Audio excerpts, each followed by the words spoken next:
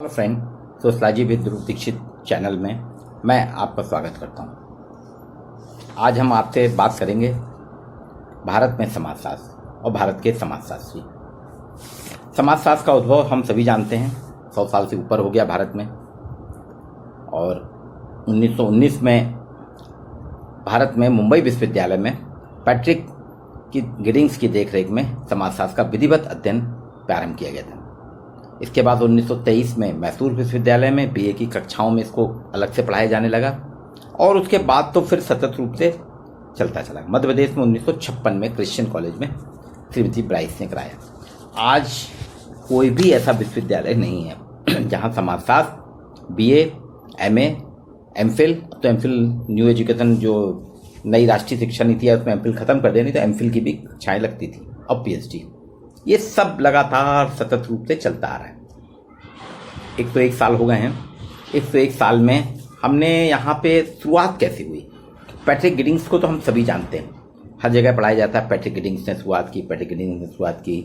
लेकिन 1919 के पहले भी समाजशास्त्र भारत में था। हम इसको नहीं कह सकते कि भारत के समाजशास्त्रियों ने 1919 के पहले समाजशास्त्र की चर्चा नहीं की। आइए उन्हीं से हम परिचित होते हैं। दीवान बहादुर लक्ष्मण रायपुरम कृष्ण अनंत कृष्ण अय्यर, नाम LK अनंत कृष्णन अय्यर है। इसको दीवान बहादुर लक्ष्मण रायपुरम कृष्ण अनंत कृष्ण अय्यर भारत में ब्रिटिश काल में एक एंथ्रोपोलॉजिस्ट थे। अंग्रेज गवर्नमेंट में एक एंथ्रोपोलॉजिस्ट जो महाराष्ट्र प्रांत के पश्चिम भाग की पहाड़ियों की जनजातियों में काम के लिए बहुत फेमस थे, जाने जाते थे। अनंत कृष्ण अय्यर भारत के बेहतरीन और प्रथम समाज विज्ञानी माने जाते हैं। चर्चा में नहीं है, लेकिन आज मैं आपके साथ उनकी बात कर रहा हूं।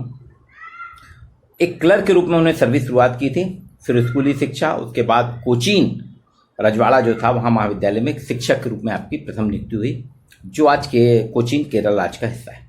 1902 में कोचीन के दीवान द्वारा, कोचीन के जो दीवान थे, उन्होंने राज्य के एंथ्रोपोलॉजिकल सर्वे के लिए कहा कि आप मदद करिए। और ब्रिटिश सरकार क्या सभी रजवाड़ों से इस प्रकार की मदद या काम करवाना चाहती थी जो उनके अंडर में वो जानना चाहती थी। तो अनंत कृष्ण अय्यर ने इस कार्य को एक स्वयंसेवी के रूप में, एक वॉलंटियर के रूप में किया।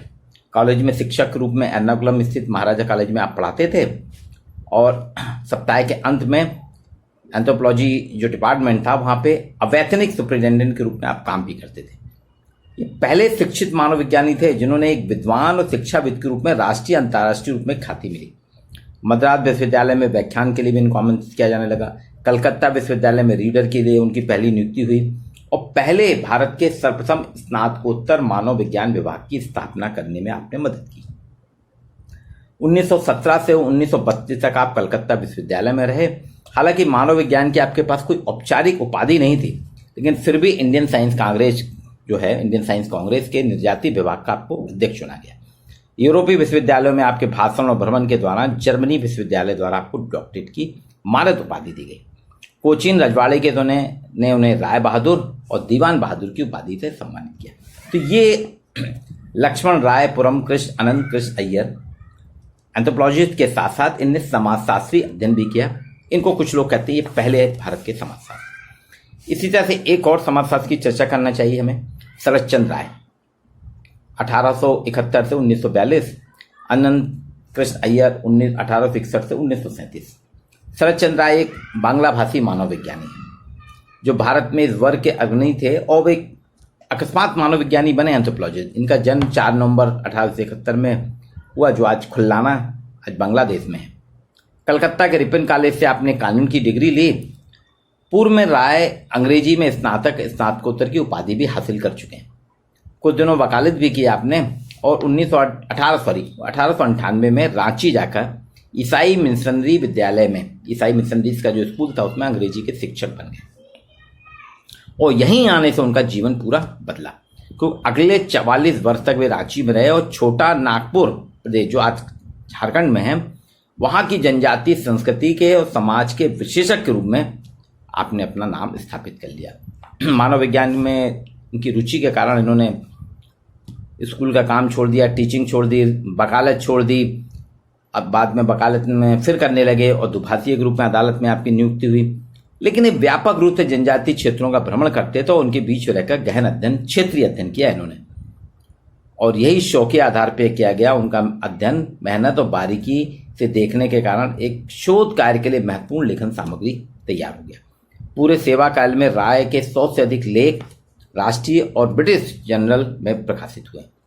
इन्होंने ओरांव, मुंडा, खरिया जनजातियों पर किया गया कार्य विश्व प्रसिद्ध है, लोकल भी नहीं, विश्व प्रसिद्ध। राय भारत और ब्रिटेन के जाने माने मानव विज्ञानी के रूप में विशेषज्ञ के रूप में जाने जाते हैं और छोटा नागपुर के विशेषज्ञ के रूप में आपकी पहचान है। 1922 में आपने मैन इन इंडिया नामक एक जर्नल की स्थापना की, जो अपने समय का पहला जर्नल था और आज भी निकल रहा है। तो इस तरह हम देखते हैं ये भारत में अनंत कृष्ण अय्यर, शरतचंद्र राय की शुरुआत हुई थी। 1947 के बाद जब देश आज़ाद हुआ तो विभिन्न 1919 में बॉम्बे में आया, धीरे धीरे सब जगह आता गया। आफ्टर इंडिपेंडेंस 1947 के बाद देश के विभिन्न विश्वविद्यालयों में समाजशास्त्र एक व्यवस्थित अध्ययन विषय के रूप में इसको मान्यता मिली और इसका अध्ययन अध्यापन कारगर तरीके से होने लगा। आज भारत के 404 सेंट्रल और स्टेट विश्वविद्यालयों में अधिकांश 90% विश्वविद्यालयों में समाजशास्त्र विषय पृथक विषय के रूप में पढ़ाया जाता है। इसके साथ ही साथ तकनीकी, चिकित्सा संस्थानों, सामाजिक शोध संस्थानों में भी समाजशास्त्र का प्रमुख स्थान है। कुछ शोध संस्थानों की बात करूंगा। Institute of social sciences Agra, Tata institute of social sciences Mumbai, JK institute of sociology and social work Lucknow, IIT Kanpur, BTI Kanpur, IIT Delhi, ये बहुत फेमस है। यहाँ पे समाजशास्त्र के बहुत काम होता है, यहाँ के प्रख्यात शिक्षक हैं और समाजशास्त्री अनुसंधान होते रहते हैं। शरतचंद्र राय, अनंत कृष्ण के बाद में भारतीय समाजशास्त्री हम बात करेंगे तो उसमें GH Ghurye, DP Mukherjee, AR Desai, MN Srinivas, Shyamacharan Dube, ये लगातार इनका हमको देखना पड़ेगा, इन्होंने बहुत काम किया।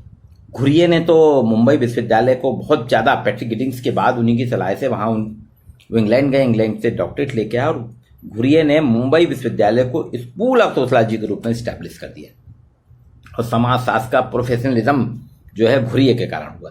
उन्होंने समाजशास्त्र का व्यवसायीकरण किया और मुंबई में इंडियन सोशलॉजिकल सोसाइटी की स्थापना की।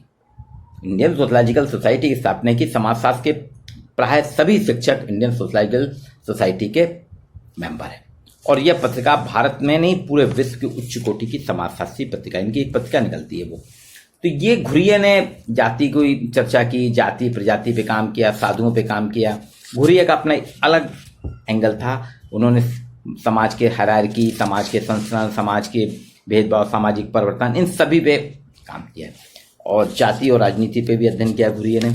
घुरिये के बाद लगातार काम होता गया और आज मध्य प्रदेश में समाजशास्त्र जो है काफ़ी पॉपुलर विषय के रूप में ना मध्य प्रदेश, उत्तर प्रदेश, गुजरात, महाराष्ट्र, बिहार, झारखंड, उत्तराखंड, सभी प्रांतों में, दिल्ली में समाजशास्त्र की एक अपनी अलग पहचान है।